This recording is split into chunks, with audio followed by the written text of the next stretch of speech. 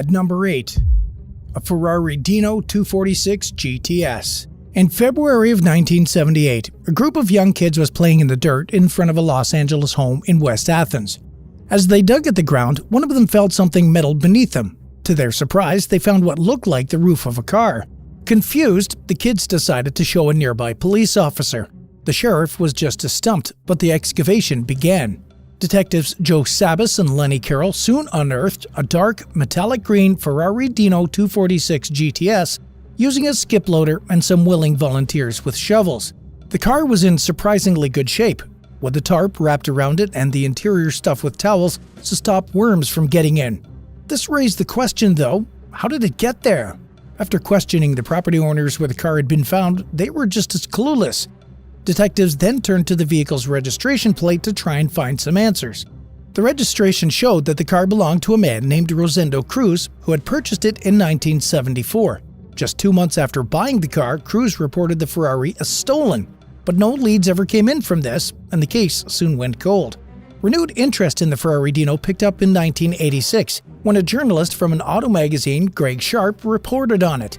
The fact that it was in good condition made many interested in buying the car, but its actual state was less than perfect, with freckled paintwork, dents, and even a busted windshield. To make sure prospective buyers knew exactly what state the car was in, the insurance company that had custody of the vehicle decided to put it on show. It was displayed in a barn in Pasadena for people to inspect. After showcasing it for 2 days, it was then put up for auction. This turned out to be a costly mistake.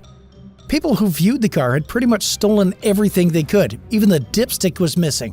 Not to mention they received next to no legitimate bids. But they did eventually find a buyer. With a bid between $5,000 and $9,000, the original insurance payout of the car was $22,500. It was bought by a young mechanic who somehow managed to get the car to start.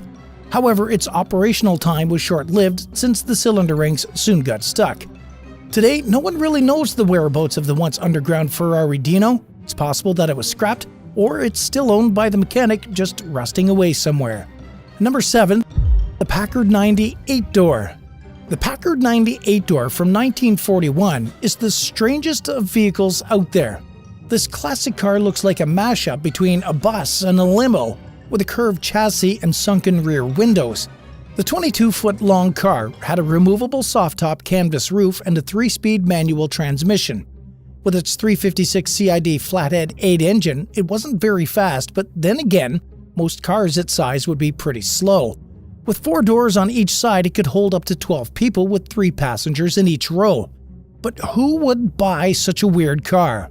Initially, it was used as a tour bus, ferrying visitors around Yellowstone National Park and other popular destinations. In fact, one has been painstakingly restored and is still running in western Yellowstone to this day. But one Packard 90 in particular wasn't as fortunate. It was abandoned and left alone to the elements, eventually becoming covered in rust. In 2015, the car was auctioned off at Sotheby's. Despite its condition, it reached a price of $55,000. It's unknown whether the 8-door vehicle was still in working order when it went under the hammer, but it's clear that someone certainly didn't want to miss out on such an interesting piece of automotive history. Number 6. The McBarge. In 1986, Vancouver, Canada held the World Exposition on Transportation and Communication. Many people flocked to the city, and if they wanted a quick bite to eat, they stopped at a brand new McDonald's. But this restaurant wasn't like your typical drive-thru. This McDonald's floated on the water of False Creek. The McBarge, as it's more affectionately known as, functioned exactly like a normal McDonald's, but after the expo finished, it closed down and was abandoned. The barge, also known by its official name, Friendship 500, was anchored at Burrard Inlet for 30 years. It was untouched except for the occasional urban explorer and used as a set for part of the Blade Trinity movie. In 2015, the McBarge was bought by Howard Meakin and moved to Maple Ridge. Meakin planned to completely refurbish and restore the building. It's unclear what it will become since Howard is keeping it under wraps, although he did allow a film crew to look inside back in 2021. Some think it will become a restaurant again, others have guessed at a floating museum. What do you think the McBarge will turn into? Let us know in the comments, and don't forget to hit the subscribe button. Number 5. The Cars in the Woods. In the UK county of Cheshire, an urban explorer made a strange discovery. While traveling through the countryside, Daniel Sims spotted a huge number of automobiles hidden in the woods. The vehicles were spread across a large area and included cars from across the decades. One of the biggest finds Daniels made was a fire engine used in Wrexham, Wales over 90 years ago. There were 50 to 70 vehicles in total on the site, including more common road cars and even luxury Land Rovers that were becoming taken over by mold. Strangely, the doors to the vehicles were all unlocked. After exploring a bit more, Sims spotted a man working on a car and decided to speak with him. It turned out that the mystery man actually owned all of the vehicles and made a living selling spare parts and fixing them up. But the collection had gotten out of hand, and a lot of the vehicles had been untouched for years. Still, the man lived on the land. Sims didn't reveal the location of the vehicles, but if you ever end up driving through rural Cheshire, keep your eyes peeled for a boatload of rusting cars between the trees. At number 4, the trailers of the Salton Sea. The Salton Sea, in southern California's Colorado Desert, was created accidentally back in 1905 when severe rains and ill-advised irrigation canal construction caused the powerful Colorado River to flow into the Salton Sink.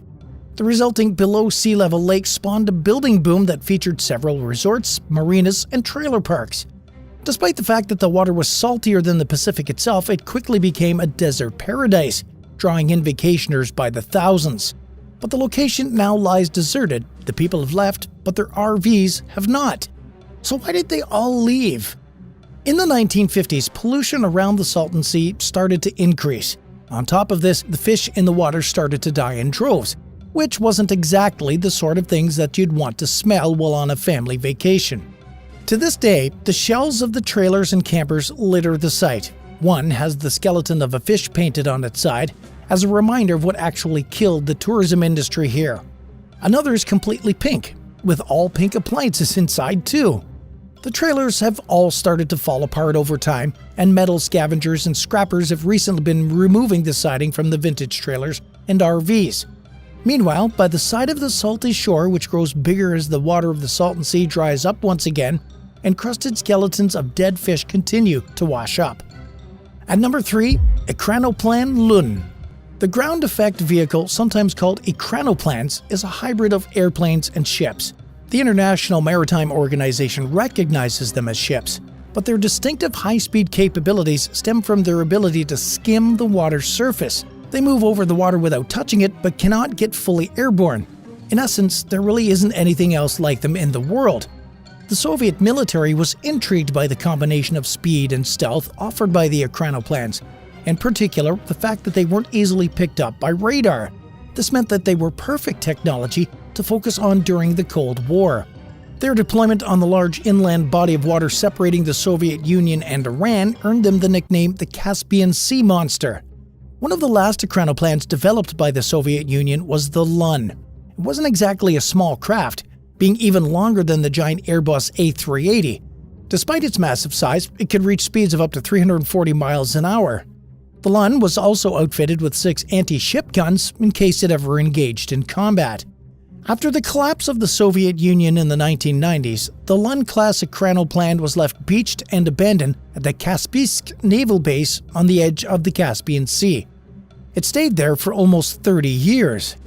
In July of 2020, a team of 14 tugboats moved the Ekranoplan up the coast to the Russian city of Derbent, where it will hopefully become a tourist attraction. Since then, though, it has remained just as unloved as it was at the naval base.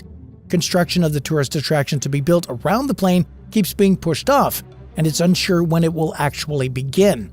It hasn't stopped Russian tourists from going to see the Ekranoplan, though. The uniqueness of this remarkable machine has been difficult to resist for many visitors who have been coming to Dagestan for vacations in light of COVID restrictions. Although the site is officially off-limits, some have been able to sneak inside and take pictures for their social media accounts. Number 2. The abandoned Soviet Mi-8 helicopter. Nestled between the trees in a German forest are the rusting old remains of a Soviet-era helicopter. On the rear section of the aircraft are the faded letters DDR. This tells us that it was once part of the East German Air Force after World War II. Many Soviet Mi-8 helicopters were used by East Germany, 98 in fact, and most were transitioned into the German Luftwaffe once the country reunified back together in 1990. But this one still has the old insignia, so what exactly happened to it? Most likely it was used for ground demonstrations or was simply scrapped instead of being kept with the rest of its squadron. These days there isn't much left of the chopper, and it's pretty much just a shell after being completely stripped out. But some eagle-eyed explorers might note that anyone flying them would have had to take a Russian language lesson. All of the controls are labeled in the Cyrillic alphabet. And at number 1, the SS Bechimo. The SS Bechimo was a steel-hulled freight steamer measuring 230 feet long and weighing 1,322 tons. She was built in Gothenburg, Sweden, and first launched in 1914 under the name SS Angermanelfen. She stayed operational throughout World War I, not as a battleship, but for transporting cargo between Sweden and the German port of Hamburg. But she would later become one of Germany's losses as a result of the conflict and given to the United Kingdom as part of reparations after the Treaty of Versailles. The SS Bechimo, as she was renamed, began service as a cargo ship in the Hudson's Bay Company's fleet back in 1921. Despite being based in Anderson, Scotland, she spent most of her life in the Arctic Ocean, particularly in the westernmost reaches, transporting goods like pelt, tobacco, and sugar around the coasts of Canada. In October of 1931, the SS Bechimo and her crew were transporting furs to Vancouver when the ship got stuck in pack ice. Thankfully, after 2 days, they were able to free the ship and carry on. But a few days after that, on the 8th of October, the ship got stuck once again, and this time she wouldn't budge. The crew decided to abandon the vessel until summer when the ice would melt enough for her to sail again, but some of them camped out nearby just to make sure the ship stayed safe. A month later, on November 24th, a storm rolled in, and the camping members of the crew had to flee. By the time they returned, the SS Bechimo had vanished. A week later, she was found 45 miles away, trapped in more ice. A few of the crew managed to get on board to assess the ship. They concluded that the SS Bechimo was simply beyond repair at this point, and she was finally abandoned for good. This would not be the last time the SS Bechimo was seen. She managed to free herself from the ice once again, and miraculously, was still afloat despite being assessed so badly damaged by her crew. Over the years, there were many sightings of the Bechimo floating around in the ocean. Although people managed to board her in 1939, she would never be successfully controlled again and brought back to port. The SS Bechimo was last spotted in 1969, imprisoned in some more ice once again. Since then, the vessel has not been seen and no wreckage belonging to her has ever been found. The abandoned ship is still out there somewhere, but no one knows where. 8.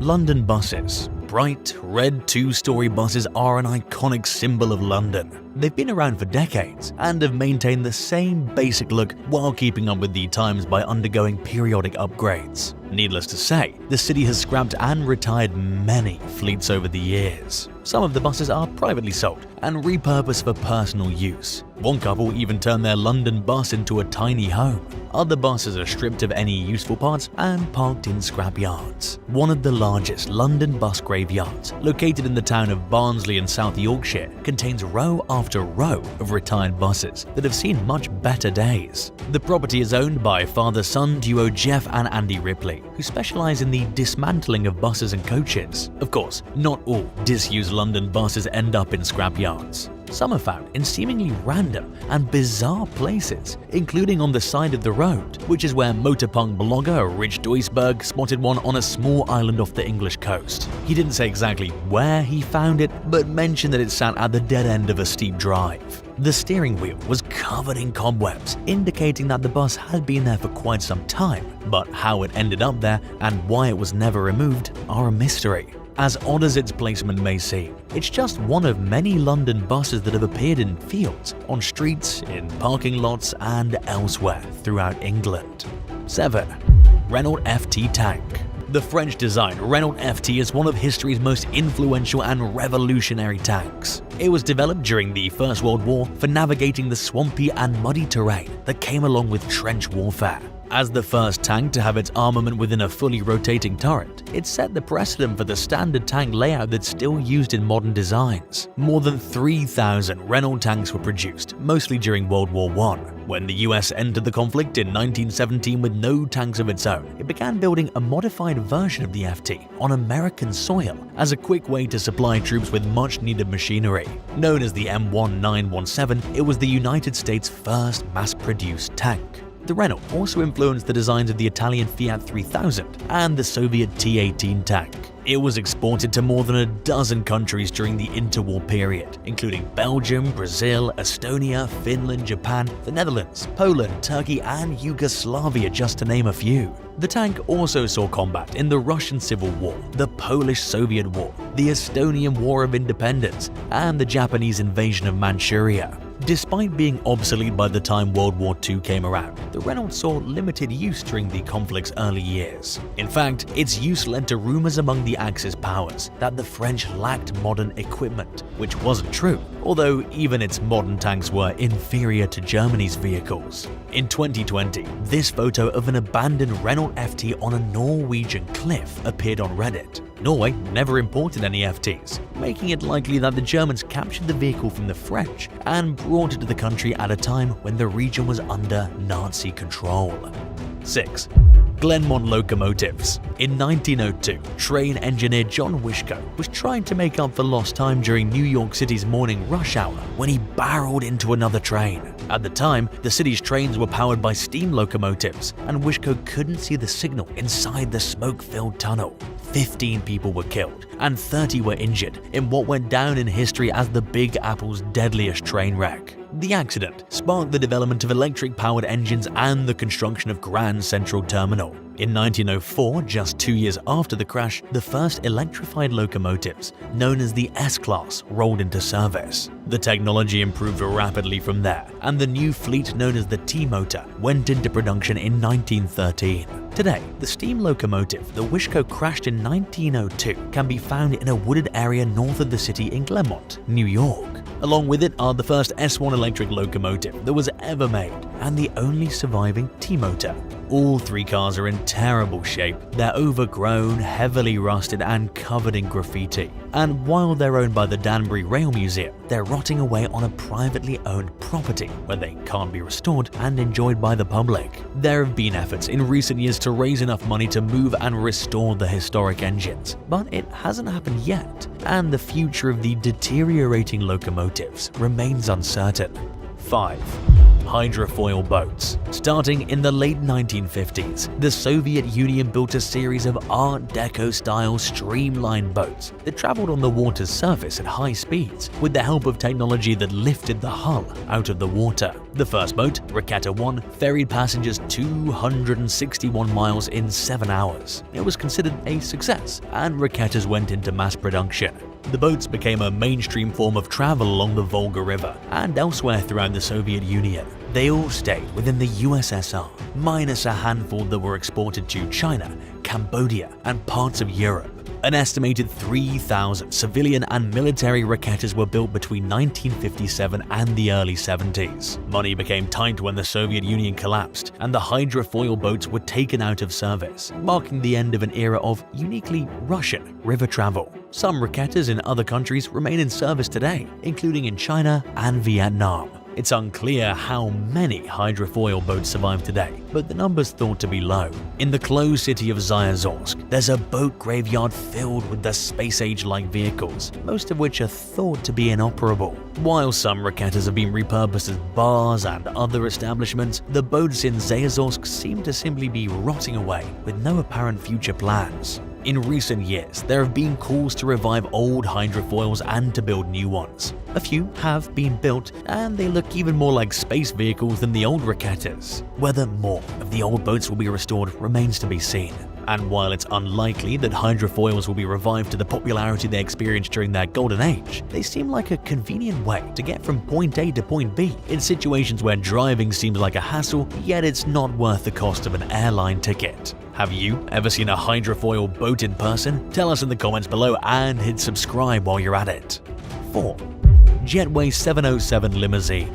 During the late 1960s, two entrepreneurs named Lardo J. Kottner and Robert Bevington formed the American Quality Coach AQC company. The pair planned to create a number of custom vehicles, including ambulances, hearses, and limousines, but their company was best known for its first creation, the Jetway 707 airport limousine. Measuring 28 feet long, it was built using a lengthened Oldsmobile Toronado chassis. The supersized car had a raised roof with skylights, 8 doors, enough room for 12 to 15 people, ample cargo space, and was the first stretch limo to feature twin rear axles. As impressive as the Jetway 707 was, it simply wasn't practical. It failed to sell, and production lasted for just 2 years, ending in 1970. Estimates of how many were built vary, putting the number somewhere between 52 and 150. Very few survive today, and it's even rarer to find one in good or excellent condition. Most of the remaining 707s that are listed for sale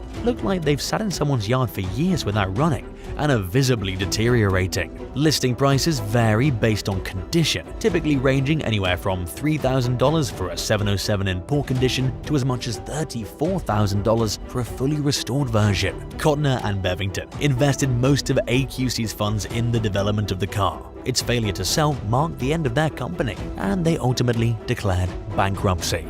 3. T-28 prototype. Toward the end of World War II, the American military sought to develop a heavy-duty tank that was capable of breaking through German defenses at the Siegfried Line and invading the Japanese mainland, while offering top-level protection to the crew members inside. 2 prototypes of a 100-ton vehicle called the T-28 Super Heavy tank were built. It was still in its trial phases when the Allies breached the Siegfried Line, so its developers decided that it would instead be used in the impending invasion of Japan. But that never happened, because the war was over by the time the first prototype was finished being built. Development on the T-28 continued until 1947, when one of the prototypes burst into flames from an engine fire at Yuma Proving Ground in the Sonoran Desert. It was extensively damaged, and the military decided to just scrap the whole project, since the tank's design had become obsolete by then anyway. The T-28 also came with high maintenance costs and was inconveniently heavy. The destroyed prototype was broken up and scrapped, while the other one went missing for the next 27 years. In 1974, someone discovered the prototype in a field at Fort Belvoir, Virginia. It's unclear how the vehicle got there, why it was taken there, or how it was forgotten about, and nobody knew how long it had even been there for. Over the years, the T-28 had become surrounded and covered in overgrowth. Following its discovery, it was relocated to Kentucky and then Fort Benning in Georgia, where it remains today. The tank was in a minor accident in 2017 and sustained slight damage, but is otherwise in good condition. 2. The Covenanter. Orders for the development of the A-13 Mark III Covenanter, also known as the Cruiser Tank Mark V, were handed down in 1939. At the time, Britain's track record for designing good tanks was iffy at best. But the country really needed tanks and fast, so they skipped right past the prototype stage and put the Covenanter straight into production. By the time any problems were noticed, the tank was already rolling off the line in large numbers. At least 1,700 of them were built before anyone seemed to realize that the tank was a colossal failure. The Covenanter was powered by a large 12-cylinder engine that left no room for the radiator in the back, where they would normally go. They were instead placed in the front, and it made the tank extremely prone to overheating and stalling. The unusual configuration also made the radiators incredibly easy for an enemy to shoot out. To add to that, the Covenanter was extremely heavy, yet poorly armed and armored. Simply put, using it in combat against a German tank would have been a death wish. Luckily, no Covenanters were ever used in war, and only a few trial vehicles were deployed to locations outside the country. They functioned mainly as training vehicles for a short time, then slipped into obscurity. There are only a handful of known surviving examples of the tank. One was discovered buried in mud in Surrey, England in 1977.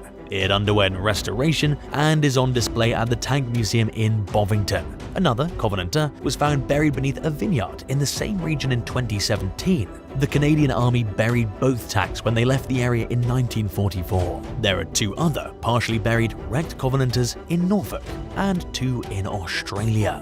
1. Fairchild Dornier 728 prototype. Berlin Tempelhof Airport was one of Germany's first airports, operating from 1923 to 2008. Sitting in its disused lots is an old fuselage of a plane that looks either partially built or partially dismantled. It's the prototype of a family of twin jets that never came to be, known as the Fairchild Dornier 728. The program to develop the 728 family began in 1997 after the American aviation company Fairchild acquired the financially struggling German aircraft manufacturer Dornier. Its designs aimed to create a straightforward, no-frills regional passenger jet that seated between 50 and 110 passengers. Fairchild Dornier and its risk-taking shareholders footed the $850 million bill for the project. Production on the first prototype began in 2001. The 728 was in the late stages of development, and the company had even taken orders from various airlines for its production when it was rendered insolvent and declared bankruptcy. This prompted two of the 728's biggest buyers to cancel their orders, and it did no favors when it came to the company's investors. A new company called Fairchild Dornier Aero Industries was formed, with the express goal of finishing the 728 project. But the new entity also plunged into financial ruin, and the program fell apart for good.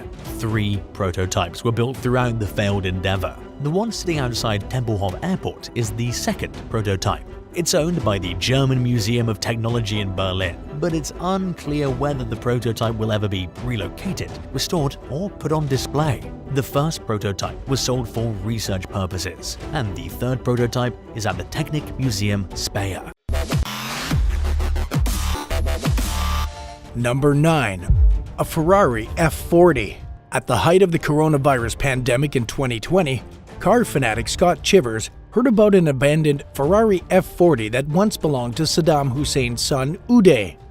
For years, Chivers and many others believed that Uday's treasured car collection had been destroyed after he was killed in a shootout with American soldiers during the Iraq War. He was thrilled to learn that it had sat, neglected and covered in dirt, outside a service station in Iraq. Chivers, who goes by the nickname Rada Rosa, wanted to try getting the car out of the country and back to the US. But it was strictly out of the question, given the dangers associated with the retrieval of its kind, and because it had turned out that the car was in someone's possession already. It was in rough shape, and the current owner had set a high asking price at around $1.3 million. Shortly after the story about the car circulated, Saddam Hussein's sister posted a tweet stating that anyone who tried to remove the car from Iraq would face consequences. The car's current whereabouts and condition are unknown. Number 8. Pontiac Trans Am. The Pontiac Trans Am was one of the more high-end models from the Firebird lineage, not reserved for the elite social classes.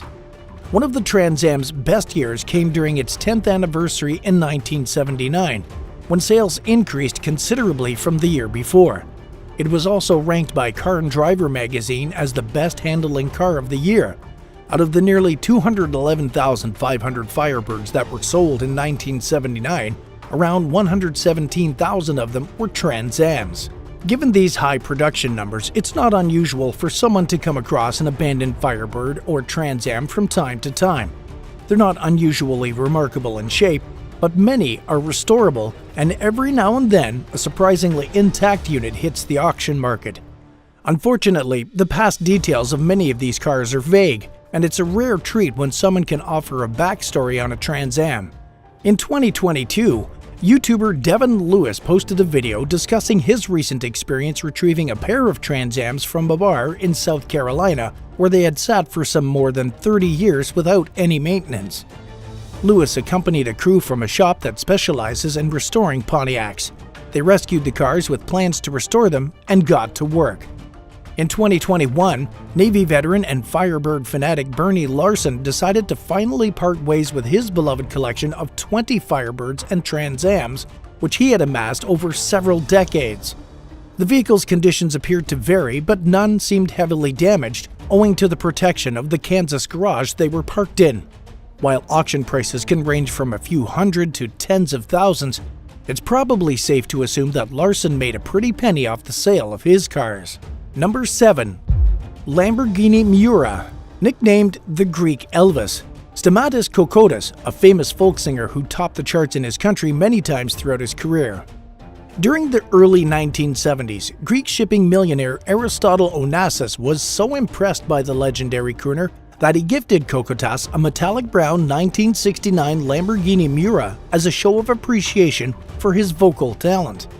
The luxury sports car came with advanced features for its time, including electric windows and air conditioning. It also had a top-notch engine which unfortunately died for some reasons in 1972. Kokotas hadn't owned the high-end vehicle for very long, but the thrill of it had apparently already worn off. He never bothered to get it fixed, and for the next 42 years, it had sat forgotten in the parking lot of an Athens hotel.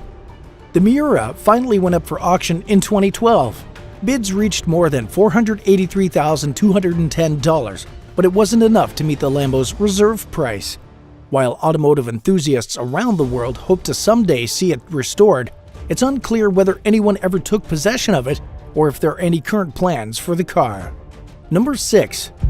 Vintage Supercar Graveyard. Michael Froelich specializes in restoring classic cars, yet he prefers to keep his own collection exposed to the elements for extended periods of time. His property in Mettmann, Germany, is filled with around 50 decaying automobiles. His collection includes Jaguars, Rolls-Royces, Porsches, Mercedes-Benzes, and BMWs. Froelich traveled the world to retrieve the cars after researching each one extensively and deciding it was an appropriate addition to his growing collection of decaying relics. He considers his property, known as Auto Skulpturen Park, to be a museum of sorts. Every single car is from the year 1950, the year Froelich was born, and he parked them on the property in 2000 on his 50th birthday. In a 2009 interview with the German magazine Der Spiegel, he described the cars as his brothers. He also said that almost all the vehicles were roadworthy when he placed them in his yard and left them at the mercy of nature. Needless to say, it just takes one glance to realize today that almost none of the cars look drivable. As they say, one person's trash is another person's treasure. In the eyes of the eccentric collector, his property full of cars is a work of art rather than a waste of restorable vintage cars. And based on the number of curious visitors the site attracts, it appears though Froelich isn't the only person who feels this way. If you could own any car in the world, what would it be? Tell us in the comments below and hit subscribe while you're at it. Number 5. Maybach 57.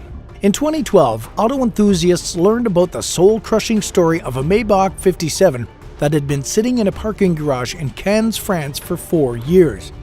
After being left unattended for so long, the $350,000 car was covered in a layer of dust, which a passerby had scribbled rude messages into with their finger, and its hood ornament was gone.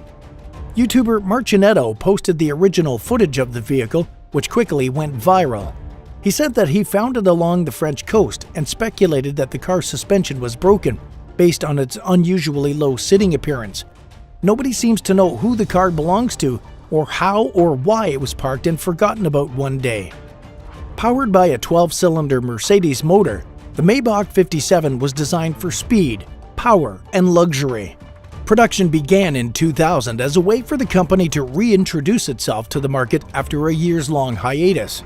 The 57 was designed to compete directly with the Rolls-Royce Phantom, but it failed to achieve its goal, and the manufacture of all Maybach models ended in 2012. Despite its shortcomings, the 57 is an impressive car in its own right, and almost everyone would agree that it certainly doesn't belong in a garage for years as it falls further into a state of neglect. Number 4. A Jaguar XJ220. From 1992 to 1994, Jaguar produced a rare and iconic supercar called the XJ220. With a recorded top speed of 212.3 miles per hour, it was the fastest production car from 1992 to 1993. Only 281 XJ220s were ever made. One of them wound up deserted in a Qatari desert with just 559 miles on the odometer. It's unclear why the car was abandoned. The vehicle was last seen in Beirut, Lebanon 6 years after its owner bought it in Dubai. For reasons that remain a mystery to this day, it ended up in an outdoor lot where it languished, covered in dust. The vehicle's current whereabouts and condition are unknown. but judging by the shape it was in when it last appeared in the media, it looked like it had already lost considerable value. It's definitely not worth nearly as much as it would be if it had been taken care of, especially if it sat for even longer after the media last reported on it. Number 3. The unluckiest Rolls-Royce ever. Actress Lena Maria Paul has long been known for her affinity for nice vehicles. After becoming rich and famous, the celebrity filled her driveway in South Delhi, India with at least 9 cars, including a Rolls-Royce Phantom, a Nissan GT-R, a Hummer H2, an Aston Martin Vantage V8, a Toyota Land Cruiser, a Range Rover, a BMW, a Mitsubishi Lancer, and an Audi A4. But her life of luxury was interrupted in 2013 when she and her boyfriend, Sukash Chandrasekhar, were accused of scamming a bank out of a 7-figure sum. 2 years later, while the case was still working its way through the court, the vehicles were seized and put into an impound lot. When authorities showed up at Lena's house, she was uncooperative, and they reportedly ended up having to break the windows of some of the cars in order to get inside and get them started. As the vehicles sat in the police lot, unmaintained and at the mercy of nature and deviants, they began to sustain visible damage. Auto enthusiasts were devastated to see photos of the cars, especially the Rolls-Royce Phantom, which had shattered windows, a missing front bumper, was noticeably dirty, and appeared to be possibly vandalized. It was suspected that the vehicles would be auctioned off, and that they would bring in just a portion of the previous value due to their damaged and neglected state. Before Lena bought the Phantom, it had already had a reputation for being the unluckiest Rolls-Royce ever. It took quite the beating while being used by its previous owner for a store promotion, and had provided free rides to commoners, which is perhaps more offensive in India than it is in some other places. Under Lena's ownership, it was used in a music video which featured people jumping and dancing on the car. More recently, in 2021, Lena was charged in yet another major fraud case. It's probably safe to assume that whatever happens to the car, it won't end up back in her possession. Number 2. A Ferrari Enzo. Named after Ferrari's founder, the Enzo was produced between 2002 and 2004. Equipped with a powerful V12 engine, it was one of the top 10 fastest cars ever produced during its time. Only 399 of the rare mid-engine sports car were ever made. It came at a steep price, often exceeding more than $1 million, and with ultra-rare versions selling for much higher. And buying an Enzo wasn't a matter of just coming up with the money. Ownership initially came by invitation, with Ferrari's existing valued customers getting first dibs. All the cars were sold before production even began. Given the prestige and extravagance of the car, it's hard to believe that someone would ever treat it with any sort of carelessness or disrespect. But it happened in 2010, when a British driver abandoned his red Enzo in Dubai as a suspected way to avoid dealing with traffic tickets. As irresponsible as that sounds, the man may have had a valid reason for fleeing. At the time, being in debt was criminalized by the United Arab Emirates and could come with shockingly harsh consequences. Instead of taking their chances, many luxury car owners ditched their rides to avoid jail, especially expats who left the country with no plans to return. The deserted Enzo was auctioned off in 2012, after it had sat for nearly 2 years. Authorities predicted that it would be the country's most expensive police sale in history. It was sold along with 23 other abandoned supercars, but the Enzo was the highlight of the event. The super strict laws that scared so many drivers away had eased up in recent years. Offending motorists and car owners now had more options for avoiding jail and settling their late car notes and traffic fines. It's unclear whether those in power enacted the change with an understanding mindset, or if they took the measure because they were struggling to manage the overwhelming number of ditched vehicles that were appearing. And at number 1, an Acura Honda NSX. The Acura NSX, known outside of the US as the Honda NSX, was produced between 1990 and 2005 and was revived from 2016 to 2022. It was the world's first mass-produced car with an entirely aluminum body, and it was also famous for being the first so-called everyday supercar. The NSX had a loyal following since it first rolled off the production line more than 30 years ago, and it's gotten even more popular since. Its value has also increased in recent years, making it appealing to both serious collectors and average drivers.